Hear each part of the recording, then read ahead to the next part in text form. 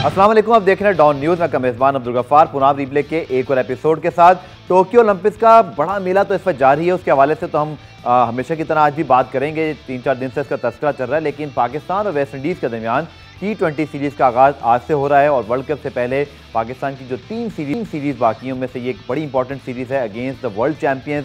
2 मरतबा के world champions भी हैं, डिफेंडिंग चैंपियंस भी हैं, और इस वक्त जो उनकी 11 बन गई है, जो उनकी परफॉर्मेंस होम सीरीज़ पर रही है, West Indies is a side to watch, is a side to beat right now. किसी भी टीम के लिए एक बहुत बड़ा खतरा है, चैलेंज है। दूसरी जानिब पाकिस्तान टीम की जो इतलात सामने आ रही हैं कि शायद इंग्लैंड के हार के बाद हमने थोड़ा सा सबक सीखने की कोशिश की है। जो खबरें आ रही हैं कि कॉम्बिनेशन में हम कुछ तब्दीलियाँ करना चाह रहे हैं, इस हवाले से पूरी प्रोग्राम में डिटेल से बात करेंगे। सीनियर जर्नलिस्ट एहसान कुरैशी साहब ने हमें ज्वाइन किया, जो कि 2008 का बीजिंग ओलंपिक्स भी कर चुके हैं, तब बहुत सारे क्रिकेट वर्ल्ड कप के। एहसान भाई बहुत बहुत शुक्रिया ज्वाइन करने के लिए, और आपके साथ गुफ्तगू की बाकायदा शुरुआत करेंगे। लेकिन पहले आपको दिखाते हैं रिप्ले हेडलाइन, ताकि तमाम इंटरनेशनल स्टोरीज पहले देखिए फिर आके बात करते हैं।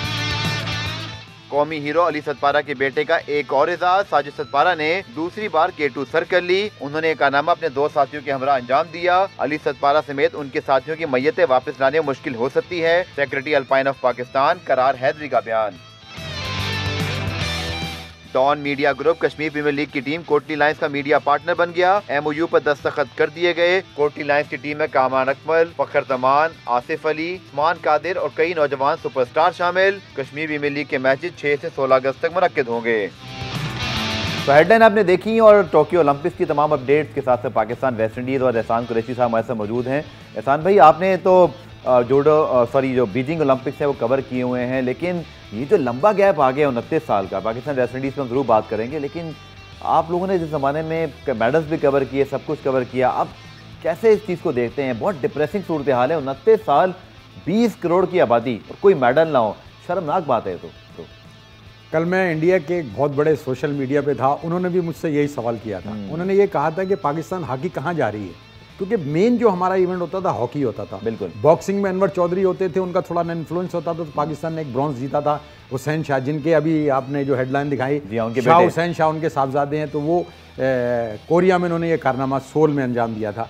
और इसके अलावा हमारा एक रेसलिंग में मेडल आया था। बिल्कुल। तो ये बड़ा अनफॉर्चुनेट है कि पाकिस्तान का स्पोर्ट जो है उसमें मुझे एक खुशी हुई, मैं यहाँ आपको ज़रा कर दूं कि इसमें जो अभी परफॉर्मेंस दी थी तला तालिब ने, और आज एक और दी है, वो शायद आप मेरा हेडलाइन आज भूल गए, और फराज जी। आज जोसेफ गुलफाम जो है वो बाय विस्कर क्वालिफाई करने में कामयाब नहीं हुए। बाय विस्कर शूटिंग के इवेंट में बहुत आउटस्टैंडिंग परफॉर्मेंस दी। शुरू में उन्होंने एक 92 का स्कोर किया था, लेकिन बाद में उन्होंने 98, 97 और 99 किए। और जो वजह यह थी कि शायद उसमें मुझे टेक्निकली नहीं पता, 3 के स्कोर बराबर थे, लेकिन क्योंकि उन्होंने 100 का स्कोर किया था, इसलिए वो क्वालिफाई कर गए, जो मेडल की रेस में आ गए 8 टॉप के। तो 9वें नंबर पे जोसेफ गुलफाम रहे शूटिंग के इवेंट में।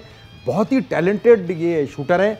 तो अब हम जब ओलंपिक्स में जाते हैं, हम जब दस्ता देखते हैं, जो हालात देखते हैं, तो बड़ा मतलब डिसअपॉइंटमेंट होता है कि पाकिस्तान का इस वक्त जो वज़ीर आज़म है वो पाकिस्तान का स्पोर्ट्स का भी एक हीरो था वर्ल्ड कप, और उन्होंने बड़ा परफॉर्म किया। बिल्कुल। लेकिन ये पाकिस्तान के स्पोर्ट्स का जो हाल हो गया है ना गफ्फार, ये बड़ा आप सोच सकते हैं कि बाद औक़ात खून के आंसू होता है दिल, कि हमारे यहाँ इतना टैलेंट है, और टैलेंट की कमी नहीं है, लेकिन उनको टैप नहीं किया जा रहा, सिस्टम नहीं है। और क्रिकेट के देखें, क्रिकेट आपको भी क्रिकेट ने बहुत कुछ दिया, मुझे भी दिया, लेकिन मुझे स्पोर्ट्स ने भी बहुत दिया। बिल्कुल। तो क्रिकेट पे हमारी जो बहुत ज़्यादा तवज्जो गई, और हॉकी के फिर उसके बाद दास्तानें गम बहुत सी होती है, करप्शन हुई, पैसे खा गए, और उसके बाद तवज्जो नहीं दी गई। जिस वक्त पाकिस्तान टॉप पे था, बिल्कुल, तो पाकिस्तान में कोई अकेडमी नहीं थी हॉकी की। तो उस ज़माने में, आज से 20 या 30 साल पहले ये सारी प्लानिंग होनी चाहिए। अब तो मेरा ख्याल है इतना सुकड़ गया है खेल, आपके पास टैलेंट नहीं है। आप अगर इसके ऊपर 10 साल मेहनत करें, स्कूल में हॉकी कराएं, कॉलेज में हॉकी कराएं, और दूसरे ऐसे स्पोर्ट देखें, ये तो एक टीम स्पोर्ट है ना। हमें इंडिविजुअल स्पोर्ट जैसे कि वेट लिफ्टिंग में तलाने कारनामा, हमें वेट लिफ्टिंग पे, हमें एथलेटिक्स में, हमें इंडिविजुअल स्पोर्ट्स पे तवज्जो देनी चाहिए कि दुनिया में इस वक्त जो जंग होती है ना, उसकी कोई वैल्यू नहीं। जंग होती है ओलंपिक्स की। बिल्कुल। देखिए, तमाशाई नहीं है टोक्यो के ओलंपिक्स में, लेकिन पूरी दुनिया जो है, मैं भी कम से कम 1 से 2 या 3 घंटे मेरी मोहब्बत है ओलंपिक्स से, तो मैं 2 या 3 घंटे ज़रूर कोशिश करता हूँ कि देखूँ अपडेट। अभी भी जैसे मैं जब आया, तो मैं आपको गुलफाम का जो बता रहा हूँ, ये मैंने फेसबुक पे देखा, मुझे नहीं पता था, लेकिन मैंने उसको पढ़ा, उसके बाद इत्तफाक से बात हो गई, तो खुशी हुई कि वो क्वालिफाई नहीं कर सकते, कि पाकिस्तान में टैलेंट की कमी नहीं है। ठीक है, उनको आपने इनकरेज करना है, उनको आपने फैसिलिटेट करना है, अब आप बताएं कि एक आदमी जो गली के एक जिम में प्रैक्टिस कर रहा था, तला तालिब, उसने जाके वहां जनाब he nearly got to the medal position. अगर उसकी ट्रेनिंग होती, उसकी साइंटिफिक लाइंस पे ट्रेनिंग होती तो 2 केजी गफार 2 केजी कुछ भी नहीं होता, 5-5 केजी उठा जाते हैं। तो बस ये हमारी बदकिस्मती रही, लेकिन मेरा ख्याल है कि उसको हमें तला तालिब को ज़ाया नहीं करना चाहिए, ना हमें जोसेफ गुलफाम को ज़ाया करना चाहिए, जहाँ गुलाम मुस्तफ़ा अजीज़ भी एक गए हुए हैं, बड़े अच्छे शूटर हैं वो, खलील अख्तर जो हैं उनका भी अच्छा तो वही है कि आपने इंडिविजुअल पे भी मुझे ख्याल है कि हमें तवज्जो देनी चाहिए, इसमें खर्चा भी कम होता है। उनको आप चाइना भेजें, चाइना हमारा बड़ा अच्छा दोस्त है और आपको तमाम, और उनके जो स्पोर्टिंग स्ट्रक्चर है दुनिया में मशहूर है, इस वक्त भी वो बड़े मतलब झंडे गार्ड हैं वो टोक्यो के ओलंपिक्स में भी, क्योंकि उन आउटस्टैंडिंग परफॉर्मेंस। तो बड़ा दुख होता है देख के कि हमें जो है ना इस पे ओलंपिक्स देखें, वी लव ओलंपिक्स। देखिए आप भी जानते होंगे ओलंपिक्स दुनिया में, अगर आपने ओलंपिक्स कवर कर लिए, हमें ये एजाज़ हासिल हुआ बीजिंग में, बड़ी ख्वाहिश थी और बड़ी मुश्किल से मैं गया था, लेकिन बड़ा वो ज़िंदगी का यादगार ओलंपिक्स था। और उसमें जो रिपोर्टिंग थी ना वो भी मेरी ज़िंदगी की यादगार। इसके बाद एशियन गेम में मैं गया था, तो ये बड़े इंपॉर्टेंट इवेंट होते थे। क्रिकेट तो जाहिर बात है हमारे खून में रहा है, लेकिन ये स्पोर्ट्स हमने कवरेज की है, तो हमारे दिल चाहता है कि पाकिस्तान ओलंपिक्स में मेडल ले, क्या वो ब्रॉन्ज ही ले, लेकिन ले ताकि पाकिस्तान दोबारा एक ब्रेक थ्रू ओलंपिक्स में कर सके। एहसान भाई जो है ना वो सरकारी जो हमारी न्यूज़ एजेंसी APP, उसमें पूरी ज़िंदगी स्पोर्ट्स पे काम करके वहीं रिटायर हुए, तो अब अंदाज़ा लगा लीजिए कितना काम किया। आपसे तो बिल्कुल पूछना सर बनता है, अब हमें भी रहनुमाई कीजिए कि ये जो POA है, PSB है, अब उनकी आपस की प्रेस रिलीज में लड़ाइयाँ भी शुरू हो गई हैं। आज अखबारात में खबरें छपी हुई हैं, POA कहता है जी PSB जिम्मेदार है, PSB कहता है POA जिम्मेदार है। असल ये जिम्मेदारी तो है तो पाकिस्तान स्पोर्ट्स बोर्ड की ना। POA तो ऑब्वियसली आपका एक फैसिलिटेटर होता है, जो IOC आपकी इंटरनेशनल ओलंपिक कमेटी के साथ लिंक्ड बॉडी है, जो इन चीज़ों को एग्जीक्यूट करता है। बट गवर्नमेंट जिसने फंड लगाने हैं, जिसने विजन देना है, जैसे आपने प्राइम मिनिस्टर साहब का जिक्र किया, सर थोड़ा गाइड कीजिए, रिस्पॉन्सिबिलिटी किसकी? यहाँ तो जिम्मेदारों का तयन ही नहीं हो पा रहा कि बेसिकली इस डिबेकल का जिम्मेदार कौन है। एक बिल्कुल ओपन सी डिबेट बनी हुई है, सब जिम्मेदार हैं। बिल्कुल ठीक है, चाहे पाकिस्तान ओलंपिक एसोसिएशन हो, पाकिस्तान स्पोर्ट्स बोर्ड हो या नेशनल फेडरेशन हो। देखें कई गेम आप सुनते होंगे कि वो इंडिविजुअली उन्होंने अपने फंड रेज किए, बहुत से लोग तो डिपेंडेंट होते हैं जनाब वहीं से करने हैं। अब मैं आपको एक मिसाल देता हूँ, स्नूकर एक स्पोर्ट्स है, ठीक है, वो लेते हैं ग्रांट वहां से 10 लाख रुपए इस दफा भी मिले हैं, लेकिन उन्होंने अपनी भी फंडिंग कायम किया। असगर वली का ने बड़ा इसमें टूर्नामेंट स्पॉन्सर करते हैं, 4 से 5 एक्टिविटीज करते हैं। अभी अब कल प्रेस कॉन्फ्रेंस थी, उसमें उन्होंने जनाब पूरे साल में उनकी एक्टिविटीज होती हैं। वही है ना, देखें आप स्पॉन्सर पैदा करें ना। अब एथलेटिक्स में फेडरेशन का काम है कि वो एथलेटिक्स के जनाब ट्रैक एंड फील्ड के इवेंट लिए करे, या दूसरे जो रेसलिंग के वाले कर दें, वेट लिफ्टिंग वाले करें, कुछ लोगों को अट्रैक्ट करें। और दूसरी एक और बात है, देखें बाद औक़ात ये नहीं पहुंच पाते, क्रिकेट में ज़्यादा स्पॉन्सरशिप चली गई है, कॉर्पोरेट सेक्टर को आगे आना चाहिए।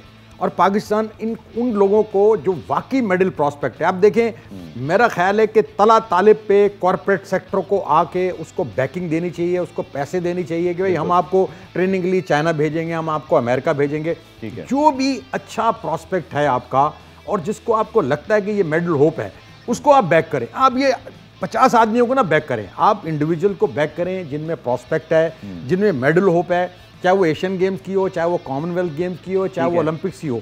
तो जब तक इसमें हम नहीं करेंगे, पाकिस्तान स्पोर्ट्स बोर्ड को भी बड़ा रोल प्ले करना है इसमें। देखें आपको पता ही है गवर्नमेंट लेवल पे गंद कितना है। तो ये PSB भी जो एक ज़माने में हमें जब जर्नलिज्म में आए थे, तो इसमें 100 के करीब पूरे पाकिस्तान में लोग काम करते थे। इस वक्त हमें बताया जाता है कि सारा पैसा तो लोगों की 2-2.5 हज़ार 20 तो डायरेक्टर्स हैं, उनकी लाखों में तनख्वाह होगी और सारा कुछ है। एक ब्रेक प्रोग्राम में मुझे शामिल करना है, ब्रेक से जब वापस आए फिर आपको इस टोक्यो ओलंपिक्स की जो आज तक की मेडल टैली है, अपडेट्स हैं जो और कुछ रिकॉर्ड्स बने उनके हवाले से रिपोर्ट भी दिखाएंगे। उसके बाद फिर पाकिस्तान वेस्ट इंडीज़ जिसके मुतालिक आप सुनना भी चाह रहे हैं, बट अगेन एहसान भाई वाली बात कि क्रिकेट इतनी डिस्कस होती है, लेकिन हम फिर भी कोशिश कर रहे हैं कि हम ओलंपिक स्पोर्ट्स को टाइम दें और उसी हवाले से बात भी करें, और इंशाल्लाह इसी सिलसिले को ओलंपिक के बाद भी जारी रखेंगे। प्रोग्राम में ब्रेक शामिल करते हैं, ब्रेक से वापस आकर ओलंपिक की मज़ीद अपडेट शामिल करेंगे।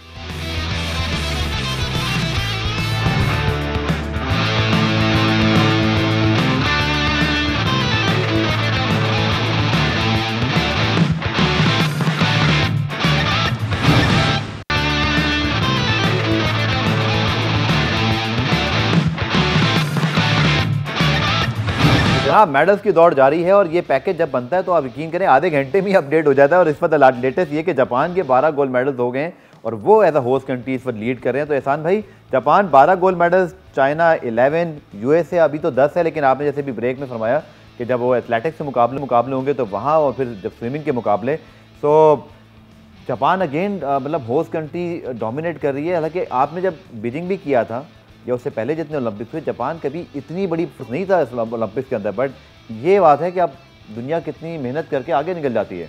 लेकिन होता है कि जो भी होस्ट होता है ना, वहाँ पर एक कल्चर डेवलप हो जाता है। जैसे ही वो आपको गेम्स अवार्ड किए जाते हैं 6-7 साल पहले, तो आप उसकी प्रिपरेशन शुरू करते हैं। जैसे हम बीजिंग गए थे, तो बीजिंग की जो प्लानिंग थी वो 8 साल पहले हो चुकी। चाइना का राइज हुआ था ओलंपिक में उस वक्त, लेकिन उन्होंने टॉप किया था टेबल पे, पहली बार उन्होंने टॉप किया था और अमेरिका को पीछे छोड़ा था। जो होस्ट को एडवांटेज जो होते हैं, उनकी प्रिपरेशन होती है, फिर फोकस होता है, फिर मोटिवेशन होता है, फिर इंस्पिरेशन होता है, तो लोग निकल के आते हैं। ये मेडल चलिए आपके सामने एहसान भाई स्क्रीन पर, और United state of America 10 medal. उसके बाद ROC के मुताबिक आप मुझे ब्रेक में बता रहे थे कि अब ये रशियन ओलंपिक कमेटी, लेकिन आप देखिए कि ये होते हैं ओलंपिक के कवानीन के, जहाँ डोपिंग का मसला है पूरा कंट्री बैंड है और उनको एक IOC के क्योंकि उनकी ओलंपिक कमेटी उसको रिप्रेजेंट कर पा रही है। अच्छा, बड़ा इंटरेस्टिंग है कि मैं भी थोड़ा सा घबरा गया था, मैं भूल गया था वाकया जब डोपिंग का हुआ था। तो इंटरनेशनल ओलंपिक कमेटी वाले इतने सख्त हैं कि उन्होंने रशिया का नाम यूज करने, क्योंकि डोपिंग स्कैंडल इतना बड़ा था, उसमें इतना हेरफेर हुआ था, उन्होंने सख्ती ली। तो अब वो ये नेशनल ओलंपिक कमेटी जो उनकी है, रशियन ओलंपिक कमेटी के झंडे के तले जो है ना रशिया की टीम, रशिया भी आपको पता है ना एक बहुत बड़ी सुपर पावर था एक जमाने में, तो मुकाबला ही 7 गोल्ड मेडल लिए, 2 मुल्कों का मुकाबला होता था एक जमाने में। चाइना वाइना कहीं नहीं होते थे, रूस और अमेरिका उस जमाने में, जब तक रशिया टूटा नहीं था। लेकिन हालात बदल गए, अब उज़्बेकिस्तान आ गया, अज़रबैजान आ गया, अब ये सेंट्रल एशियन रिपब्लिक आ गए, तो उनका वो कमजोर हो गया। लेकिन बहुत बड़ी फोर्स है सेंट्रल एशियन रिपब्लिक भी, लेकिन रशिया इस वक्त भी कई चीज़ों में बहुत आगे है। मेरा बड़ा सख्त मुकाबला इनका होने की तवक्को है। लेकिन आप ये देखें कि डोपिंग को कबूल नहीं किया जाता, किसी तरह भी आप हेर फेर नहीं कर सकते। ओलंपिक कमेटी तो IOC तो इसमें आपको माफ़ी नहीं करती, लेकिन रशिया जो है हमारा हिस्सा ले रहा है। ये बड़ी इंपॉर्टेंट बात है कि उनके जो एथलीट्स हैं वो आगे इसमें हिस्सा ले रहे हैं और अच्छा अपने मुल्क को आगे लेके जा रहे हैं। बिल्कुल। और पाकिस्तान के शाह हुसैन जो है वो कल इन एक्शन होंगे। हुसैन शाह साहब के साहबजादे हैं, क्योंकि उनके वालिद ने सियोल ओलंपिक्स में पाकिस्तान के लिए ब्रॉन्ज मेडल जीता था। तो कल जब शाह हुसैन के साहबजादे जो है वो खेल रहे होंगे, तो बहुत ज़्यादा तवक्कुआत हैं, अल्लाह करे कि कुछ वो करें। मेंस 100 kg में जो है वो मद्दे मुकाबिल होंगे। अभी उनका राउंड ऑफ 32 में मुकाबला है, कम से कम 3 मुकाबले जीतेंगे तो फिर मेडल की फाइट तक जाएंगे। तो ये है अब तक की पाकिस्तान की अपडेट। तो एहसान भाई, इस उम्मीद के साथ ओलंपिक के इस वाले पार्ट को जो है वो कंक्लूड करते हैं। एक जुमला कह सकता हूं, शाह हुसैन शाह का क्या एडवांटेज है कि उसके father he is based in Japan. Hussain Shah तो अपना होम ग्राउंड है, होम ग्राउंड है, तो वो थोड़ा सा उनको एडवांटेज होगा। वी होप उस पोटेंशियल तो है, लेकिन ओलंपिक्स में तो अगर आप टॉप 10 में भी आ जाते हैं तो बड़ा बहुत बड़ा कारनामा है। लेकिन बहरहाल ये स्पोर्ट्स में कुछ पता नहीं होता, on a day what you can give, you can win A medal. बिल्कुल ठीक आपने कहा। और लेकिन चूंकि इतने बड़े बॉक्सर के साहबजादे हैं, तो एक तो वैसे ही हमारी तवक्कुआत ज़्यादा हो जाती हैं, क्योंकि वो कहते हैं ना जी, जैसे जो है वो आपके वालिदैन होते हैं तो औलाद भी उसी तरह टैलेंटेड होती है। तो आई होप कि वो अपने वालिद की तरह पाकिस्तान के लिए मेडल जीतें। चाहते तो जापान की नुमाइंदगी भी कर सकते थे, लेकिन उनके वालिद ने पाकिस्तान को तरजीह दी है। प्रोग्राम में ब्रेक शामिल करते हैं। ब्रेक से जब वापस आएंगे तो Pakistan waste Indies T20 series के हवाले से बात करेंगे और उसका एक एनालिसिस करेंगे कि पाकिस्तान को क्या करना चाहिए इस T20 सीरीज़ के अंदर। मिलते हैं शॉर्ट ब्रेक के बाद।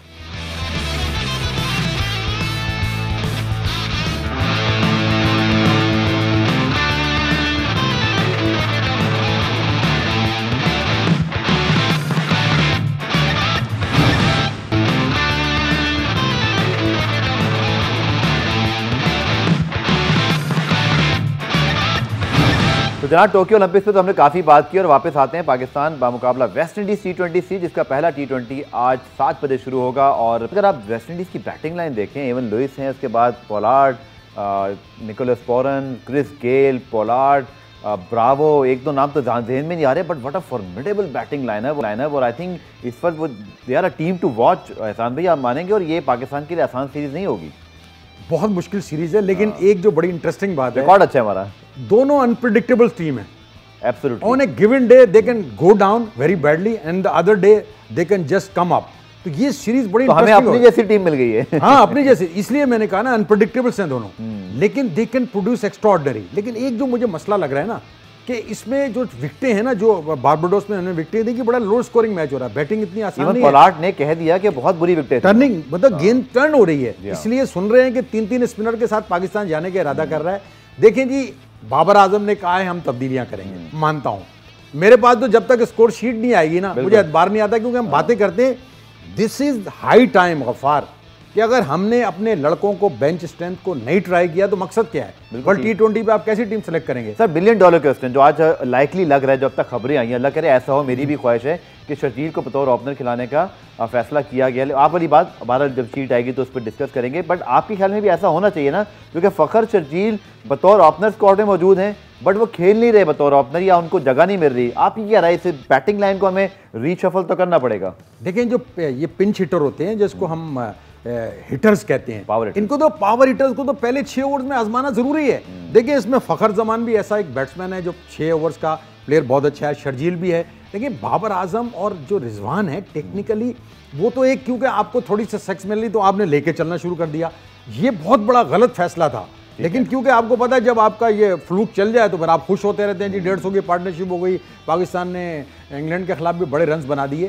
तो ये फैसला अच्छा नहीं है। हमें ओपनर्स की हैसियत से फ़खर जमान और शर्जील को तैयार करना चाहिए, उसके बाद आप बेशक रिजवान को रखें, उसके बाद आप बाबर आजम को रखें, तो हमें प्लानिंग करनी है। वरना अगर हम इस तरह की रीशफलिंग करते रहे तो मेरा ख्याल है पाकिस्तान क्रिकेट के लिए अच्छा नहीं होगा।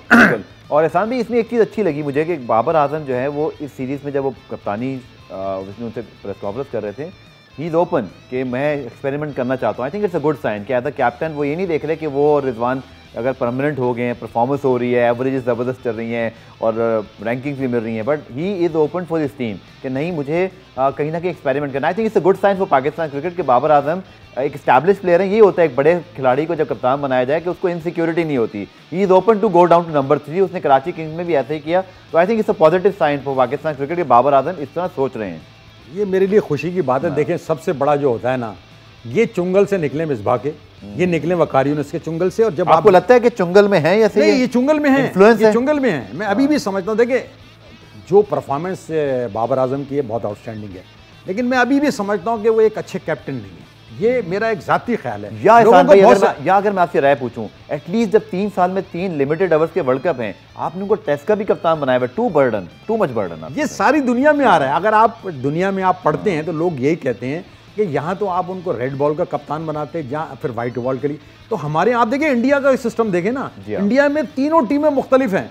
एक इंग्लैंड में बैठी हुई टीम, दूसरी श्रीलंका में खेल रही है, आज उनका भी मैच है। सीन ही दूसरा हो गया कि बी टीम उनकी श्रीलंका को हरा रही है। 8 प्लेयर उनके जो है वो साइडलाइन हो गए, क्योंकि कृणाल पांड्या कल डोप टेस्ट पॉजिटिव आ गया, सॉरी उनका जो कोरोना टेस्ट था, but they still have a very balance side. देखिए, यही सबसे बड़ा प्रॉब्लम, हमारे पास टैलेंट की कमी नहीं है। हम अपने लड़कों को फील्ड नहीं करते। हमें भी इस पे गौर फिक्र करना होगा। हमें ये फैसला करना होगा, ये पूल हमारा टेस्ट का है, ये हमारा वाइट बॉल का है, ये T20 खेलेगा, ये वनडे खेलेगा।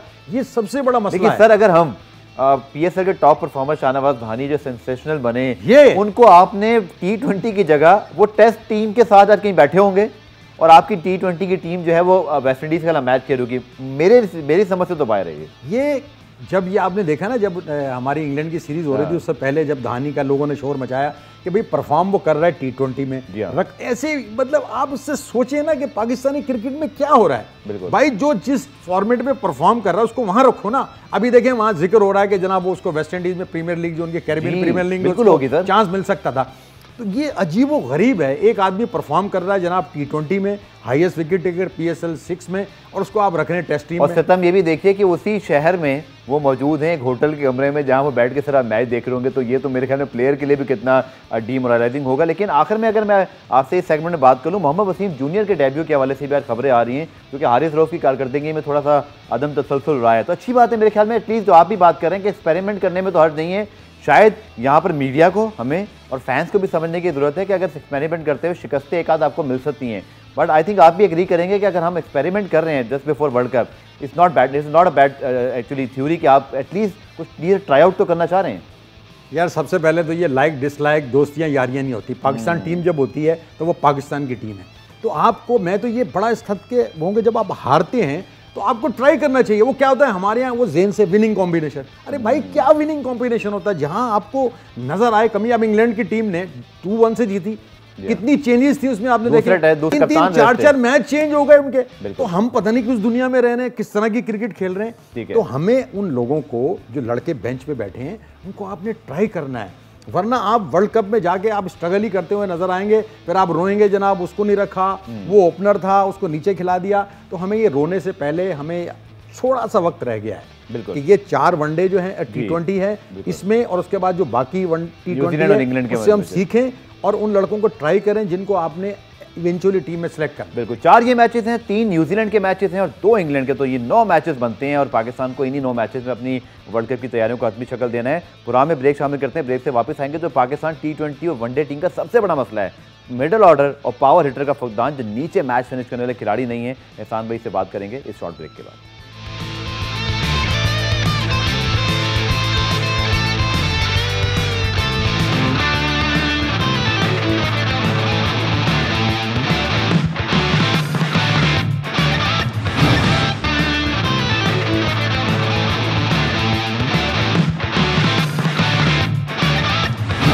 तो आखिरी पार्ट में बात करते हैं पाकिस्तान के मिडल ऑर्डर के हवाले से, जो एक वनरेबल किस्म की पाकिस्तान की वहाँ पर एक पोजीशन है ओवर द 1-2 ईयर्स। और अगर बाबर रिजवान परफॉर्म ना करें तो लगता है एहसान भाई की टीम लिटरली एग्जिस्ट ही नहीं करती कि मिडल ऑर्डर में कोई प्लेयर है भी। हालांकि हफीज़ हैं, सोहेब मकसूद का आप खबरें आ रही है कि शायद उनके सीरीज़ अच्छी नहीं गई तो उनको ड्रॉप किया जा सकता है, आदम खान को चांस मिलेगा। आपकी राय में मिडल ऑर्डर के अंदर हमारे क्या जो ऑप्शन मौजूद हैं, सिलेक्ट हैं, क्या इनमें कोई प्रॉब्लम है या इनसे काम सही नहीं लिया जा रहा? आपकी क्या राय है? अभी आपने कहा ना 1-2 साल आप कह रहे हैं ना, तो ये सो रहे थे सारे जो हमारे कोचिंग स्टाफ है। देखिए ये जिम्मेदारी होती है कोचिंग स्टाफ में। आपने अपना एक बेंच स्ट्रेंथ होती है, इसके अलावा जो पूल ऑफ प्लेयर होता है, आपने ये सोचना है कि भाई फलाना प्लेयर अगर हमारे म्यार पे नहीं आ रहा है या परफॉर्म नहीं कर रहा है या कंसिस्टेंट नहीं है तो हमें उसकी जगह कौन सा है, दूसरा नहीं है तो तीसरा कौन सा है। मुझे तो मनसूबाबंदी कहीं भी नज़र नहीं आती। अगर आप देखें ये हम साउथ अफ्रीका के टूर पे, जिम्बाब्वे के टूर पे भी हम गिर गए थे 99 पे। आप अंदाजा लगाएं, जिम्बाब्वे जैसी हाईज भी हैं पर लोज भी हैं। आप अंदाजा लगाएं, बहुत देखिए ये तो टीमें लो हैं सर। जिम्बाब्वे तो हमें हमारे मुल्क में हरा के गया। देखिए सबसे बड़ी बात है ये टीमें लोअर टियर की। अभी आपका मुकाबला न्यूजीलैंड हम गए थे, ठीक है, आपने वहाँ T20 देखिए T20 में पाकिस्तान की टीम कुछ भी कर सकती है, ठीक है, शॉर्टर वर्जन में। लेकिन हम ना वनडे के में अच्छे हैं ना हम टेस्ट में अच्छे हैं। जब आपने देखी है क्या रिजल्ट आते हैं, तो अपने होम ग्राउंड में दुबई, अब ये हमें थोड़ा सा एडवांटेज होगा कि हम बहुत क्रिकेट यहाँ खेलिए, लेकिन हमारे पास कोई क्वालिटी का स्पिनर भी नहीं है। हमारी मिडिल ऑर्डर बैटिंग के तो उस्मान कादिर लेग स्पिनर आपके पास स्पेशलिस्ट हैं, लेकिन आपने जो 6 मैचेस थे लिमिटेड ओवर्स के उनको आखिरी मैच सिर्फ दिया, तो ऐसे तो ग्रूम नहीं होगा। यही तो मसला है ना भाई, आपका अगर नहीं चल रहा कोई, आपका एक नंबर 1 बॉलर नहीं चल रहा तो you try the another one. वही तो मैं आपसे कह रहा हूँ कि बेंच स्ट्रेंथ को अगर आप नहीं ट्राई करेंगे तो आपको कैसे पता चलेगा हाउ गुड इज ही। आप उसको डालें, जब आप तालाब में डालेंगे तो जब स्विमिंग सीखेगा ना। अब वो हालांकि यहाँ पर होम सीरीज जो हुई थी जिम्बाब्वे के खिलाफ तो अच्छी बॉलिंग की, लेकिन वो देखिए ये जब आप परफॉर्मेंस करते हैं ना इंग्लैंड के खिलाफ, ऑस्ट्रेलिया के खिलाफ, न्यूजीलैंड के खिलाफ, अब वर्ल्ड चैंपियन है, बिल्कुल वेस्ट इंडीज कुछ भी है, वर्ल्ड चैंपियन है 2 मरतबा, बिल्कुल। तो अगर आप वहाँ परफॉर्म करेंगे, स्पिनिंग ट्रैक है, टर्न हो रही है, आप देख रहे हैं गेंदें, आपने भी देखा, हमने भी देखा कि टर्न हो रही है गेंदें, तो आपके पास बहुत बड़ी अपॉर्चुनिटी है कि आप उनको ग्रैब करें स्पिन के जरिए। आप जी के सारा फोकस ही आपका होता है फास्ट बॉलर पे, जनाब शाहिन शाह पे और उसके बाद जनाब हसन अली पे। आपके पास एक पाकिस्तान एनिमेटेड होने की जरूरत है, एक पाकिस्तान का हथियार होता था स्पिन अटैक। अब पाकिस्तान के पास कोई क्वालिटी का स्पिनर ही नहीं है। चलिए एक चीज़ बड़ी अच्छी है, मेरा आखिरी सवाल भी आपसे होगा एहसान भाई, कि 5 में से 4 सीरीज हमने जीती हुई हैं, 7 मैचेस तो हमने वेस्ट इंडीज़ में खेले में से 5 जीते हुए हैं, 11 टोटल मैचेस हैं 15 ओवर के, उनमें से हमने 11 जीते हुए से 4 हारे हुए। तो इस स्ट्रॉन्ग बैटिंग लाइन और स्ट्रॉन्ग वेस्ट इंडीज़ टीम के खिलाफ पाकिस्तान का रिकॉर्ड अच्छा है, क्योंकि हम ऑब्वियसली उनके खिलाफ, जैसे आपने कहा ना, इमाद वसीम ने, आपको याद होगा, यूही में मुसलसल 3-3-3 करते हुए 9 विकेटें ली थी। वो पहले ही 4 ओवर के अंदर मैच खत्म कर देते थे, इतना उन्होंने डोमिनेट किया। यही हिकमत अमली होनी चाहिए इन पिचों को देखते हुए, क्योंकि आपने बड़ी ऑन क्रिकेट कवर की है वेस्ट इंडीज़ में। आपको लगता है कि स्पिन डोमिनेट अटैक ही होना चाहिए हमारा? देखिए आपको नजर ही आया ना, देखिए Akeal Hosein came from nowhere, उसने अकेले ही मैच जिता दिया वनडे। तो आपको थोड़ा सा प्लानिंग करनी चाहिए, और पाकिस्तान के स्पिन अटैक बुरा नहीं है, लेकिन वही इमाद हो गया या उस्मान कादर हो गया, नवाज मौजूद है आपके पास, ये सुन रहे हैं इनका, सबका सुन रहे आएंगे। जब टीम अनाउंस होगी तो कितनी तब्दीलियां करेंगे? 4-5 तब्दीलियां तो गफ्फार मैं समझता नहीं कि पाकिस्तान कर सकता। पाकिस्तान बड़ी 2-3 तब्दीलियां कर ले तो समझो बहुत बड़ा। हम डरते हैं, हार से डरते हैं, पता नहीं एक्सपेरिमेंट करने से डरते हैं। इसमें डरने की क्या बात है यार? इंग्लैंड ने सर दूसरे पहला T20 वो हार गए थे, आपको याद है, दूसरे T20 में मॉर्गन ने रेस्ट कर लिया। मतलब आप देखें कि उनको कितना भरोसा है अपने बेंच स्ट्रेंथ के ऊपर, कप्तान खुद रेस्ट कर लिया। हमारे यहाँ तो ये सोचा भी नहीं जा सकता। नहीं देखिए, जब तक ये आपके ये माइंड सेट से ये निकलेगी नहीं ना चीज़ें, Pakistan is a very good side, लेकिन वही बात है कि फियर फैक्टर जो होता है ना, फियर फैक्टर से निकलना है यार। ये T20 क्रिकेट में हार जीत होती है, आप यू गिव योर बेस्ट, नज़र आना चाहिए, और सबसे बड़ी बात है मेरिट होना चाहिए कि लड़के जो बेंच पे बैठे उनको भी आप ट्राई करें। ये नहीं कि आप इल्जाम तो अच्छा, लगते एक और रहते हैं वेस्ट इंडीज का प्रॉब्लम है कि है थोड़े से वन वे ट्रैफिक ही है वहाँ पे, वो सारे हिस्से पावर हिटर्स हैं, लेकिन कभी कभी लगता है कि वो सारी जल्दी में आउट भी होते जाते हैं। तो I think Pakistan should play very smartly कि हमारे जो स्पिनर्स हैं अगर हम उनका अच्छा इस्तेमाल करें तो वेस्ट इंडीज़ के ये स्ट्रेंथ तो है, आसान भी हम मानेंगे ये चीज़, उनका थोड़ा सा नेगेटिव एस्पेक्ट भी है कि रुक कर खेलने वाले कम है ज़रा। बिल्कुल गफ्फार, ये बड़ा वाइटल पॉइंट है और ये मिसबाह और वकार को पता होना चाहिए, टीम मैनेजमेंट को पता होना चाहिए कि हम अगर अच्छे स्पिनर टेक के जरिए प्लानिंग के लिए जरा हैं तो वो इस मामले में जरा सा हल्के हैं। स्पिनर्स, क्वालिटी स्पिनर, तो हमारे पास बहुत बड़े क्वालिटी स्पिनर तो अब नहीं है, 3-4 स्पिनर, लेकिन क्योंकि ट्रैक जो है केंसिंगटन ओवल का टर्न ले रहा है, उस पर अगर राइट एरिया में गेंदें की प्लानिंग के साथ की थी, मैं नहीं समझता कि पाकिस्तान उनको नहीं हरा सकता, लेकिन मैं अभी भी समझता हूं कि 55-45 in favour of the West Indies. चलिए, बहुत बहुत शुक्रिया एहसान भाई, बहुत अच्छी डिबेट रही आपके साथ टोक्यो ओलंपिक और पाकिस्तान वेस्ट इंडीज सीरीज़ के हवाले से। और चलें अब क्योंकि वर्ल्ड कप से पहले 3 सीरीज़ बाकी है तो ज़रूर टीम को बैक भी करना चाहिए। और फैंस थोड़े से हम क्रिटिसाइज़ ज़्यादा कर रहे होते हैं बहुत सारे सोशल मीडिया पर, लेकिन आज दिस इज़ द टाइम कि आप टीम को बैक करें, अल्लाह करे कि अच्छे नताइज भी आएँ ताकि फैंस भी उससे मुतमईन हो। पुराना रिप्ले आज देखने का शुक्रिया, कल दोबारा से मुलाकात होगी, तब तक के लिए अल्लाह हाफ़िज़।